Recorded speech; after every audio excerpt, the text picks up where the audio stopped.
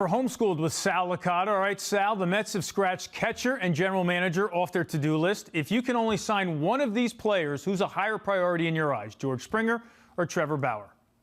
Not even close. It's George Springer. I mean, the Mets offseason, to me, hinges on George Springer. How many times, Eamon, over the years have we been talking about the Mets needing a center fielder? They haven't had one since they traded Carlos Beltran, or really since Beltran had to be moved from center field to the corner. So they need a legit center fielder, a guy who can play defense. You look at George Springer, obviously he can do that. He's a legit center fielder, and he's more than just that, as he's a great, proven offensive player in the postseason, in the big moments. He's from here. He's the perfect fit. And you look at the drop-off from Springer, what the Mets would do in center field if they don't get him, it's not even close to what it would be if they did. So they can fill in that starting rotation. They have some depth there. Their offseason, to me, hinges on them being able to bring in George Springer. But, Sal, there's also a huge drop-off from Jacob deGrom and the rest of that rotation. I understand there's a belief Marcus Stroman can rediscover the way he pitched in Toronto, but right now, as constituted, there's a huge drop-off in that rotation. So you're okay if they go out and get, say, Liam Hendricks for the bullpen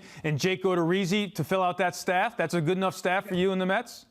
Yeah, because they have an ace. If they didn't have an ace, it'd be different. Then I'd be saying, okay, they haven't had anything behind him. He's been the best pitcher in baseball for 3 years. I understand it, but they haven't had a good team. So you don't need – look, we've seen it before. You don't need Trevor Bauer when you have Jacob deGrom. One of those guys is fine if you build a good enough team around them. And it's not like they don't have anybody in that rotation. They do have the possibility of Syndergaard coming back. They do have Marcus Stroman, a guy who I think is going to be a legit number 2. They could go out there and add depth pieces to the rest of that rotation.